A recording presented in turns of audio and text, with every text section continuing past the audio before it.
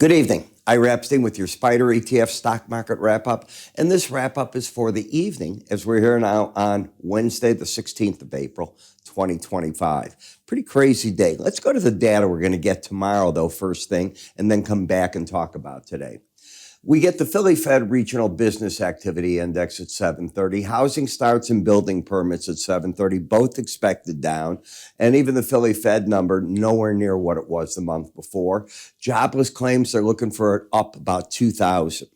Then we had today, and what a day today was. You know, it started off with the Trump administration, I think really sticking it, unfortunately, to NVDA. Because what took place is NVIDIA, as we know, got caught into the crossfire of what China can have and can't have in the way of chips. And they developed an H20 chip, which is a very modified chip from its Blackwell, doesn't do quite what it does. They put everything into it with the Trump administration approval. And then last night, the Trump administration came out and said, nope, we don't want you even selling that. So the hit to them was $5.5 billion. Now, what I don't know in NVIDIA, and I want to be the first guy to say this, can they sell those to somebody else at a big discount and not take the full $5.5 billion? I don't know. You can't hold them for a year or more because the way that this goes is every year you're getting another chip, and this will be 2 generations back before you know what's on it, and the value keeps going down accordingly. But to write it down to zero, I just question that. AMD got hit for about $800 million. Then today we also saw Fed Chair Powell come out, and he was at the Economic Club of Chicago speaking at about 12:30 p.m. Central Time. And as he was speaking, I'm watching the markets, and they all, as he finished up, rolled over, and the markets went into a form of a crash, if you will, down a lot more than where they closed. They bounced in the last few minutes. Why? Because it sounds to me and probably to others like the Fed's just going to sit tight. I mean, the idea that they're going to start cutting in June and then maybe 3 cuts after that this year, it certainly didn't sound like that coming out of the Fed mouth. What the Fed wants to do is look, they don't know how the tariffs are going to affect the economy. They have 2 problems. Number one, tariffs are inflationary. Fed Chair Powell said that. Number 2, they've got to look at how it affects the labor market. Those are their 2 mandates. So if they get inflation coming because of the tariffs and the jobs get hurt, what do? They're in a rough spot. And he basically said they're in a rough spot. So that became the problem. The market doesn't like to hear that from the Fed. Down you go. I've given you the nitty-gritty of what took place.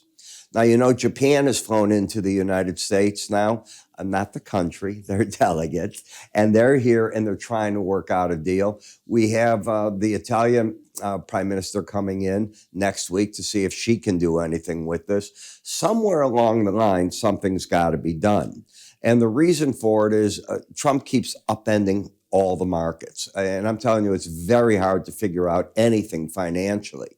For traders, it's not easy. This is a day trader market, not a position trader market. You don't have to believe me on that, but it's very much what it is. When we look, Tesla down $12. NVIDIA came $3 off its lows. Why? Couldn't begin to tell you. I thought you'd get another break in Amazon. You're on your way. Netflix was up the other day near $50, so giving back a little bit, no surprise. But here's a big hit, and that's the Home Depot. Apple, anything coming out of China, you got to be careful of. I mean, as great a company as Apple is, they make too many phones in China, and that's going to be a problem. United Airlines looked good yesterday, gave back today a penny of that, so they still don't look too bad if you take a look at it.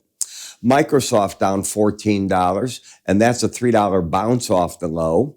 Now the Ford. I was reading today that Ford has written its dealers and said that if the tariffs stay in place as they are right now, they intend on raising prices for cars in May. There's the other inflation impact coming in. So let's take a look. In Microsoft, I mentioned to you yesterday, you had this big break, you bounced about a third, and now you're breaking one more time. You haven't taken out the last break low, which was 367.80. You have a pattern of higher lows, higher highs, but the market stayed over the 18-day average for 4 days. Now it's back under it. So you're back to the bias down. You're back to a market that didn't make it to the upper Bollinger Band. It's made it to the lower Bollinger Bands, which is a sign of weakness that has been happening. And you were overbought. So if you come back with me right here, here you are overbought, market backing off. Do you buy overbought markets? You have to decide your own trading tool. I teach in my course, no, you don't. You don't deploy new money when you have an overbought market. And that's exactly what you have. And as you could see, the market slipped pretty good from that 18-day average. In O'Reilly Automotive, back down, market gets hit. Down for the day, $33. I consider that a pretty big hit down here. I mean, it too got a couple of days up and over. But what we saw is the Fed is not coming to the rescue of the market. And that threw this back. Now, I happen to think you're going to keep fighting a battle at the 18-day average with O'Reilly. The reason I say that is I like what the Chinese said. They said there are conditions for them to talk with the U.S. It's first got to stop with the cabinet members throwing insults at the Chinese. My hand goes up, both of them. I agree. Stop already, all right? This is the second largest economy in the world, and the Asian way is that you give them a slap in the face or two things. Number one, they'll save face. Number two, you're not going to get anywhere. So forget that. Go the other route. All right, try to work things out over time. But that, I think, is why they got hit, because China basically just said, we're not doing anything with you.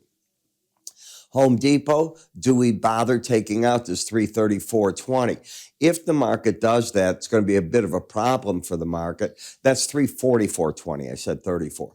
If it takes that out, you might go to 339, but you're not doing anything. You're basically driving sideways action. You probe the bottom side every now and then, and you pop back up. That's about all that I can see. In Google, the market had a bear market rally into the 18-day average. You settled over it one day. You came right back yesterday, and you're following through to the downside. For it to prove that it's good, you need to get back and start finishing back up over that 18-day average. Do remember tomorrow is the last trading day of the week, because we have Good Friday and the markets aren't open on Friday. In Netflix, as I said here, we can step back and see that this market was up $45 on Tuesday. It gave back today about a third of that, not too bad. I'm going to look for support right here at 934, but it's no different than what I said to you the other day. If you buy the market there, and normally that's a good buy, except for the dollar risk. If you buy it, you got to put a stop, as I see it, under the last break low. That's 854. That's a 10% risk on a share. I don't think you need it that bad, and it's overbought. Robinhood, market came up, fought a battle that it's losing at the 18-day average in red up to the 100-day and pulling back right here, and overbought. The overbought is so important to keep your eye on, keeps you from pulling that trigger. And if it weren't overbought, I'd be telling you to pull the trigger, but it is. We then look at ExxonMobil. And while we had a nice rally today, we got up to 105.59. It did not get through the last rally high. You still have this pattern of a lower low, higher high in an oversold market. All the energies were up today. And I found that pretty interesting. The markets took the clue, and I was reading different articles about it, that the fact that China even responded to the Trump tariffs with their demands that the insult stop and so on, they're taking as a positive. And that is why the energy markets supposedly were up. I look at it a little different. The U.S. has now dropped, as I understand it, on the Houthis, one of those monster bunker bombers, 29,000 pounds. They're sending a message to Iran.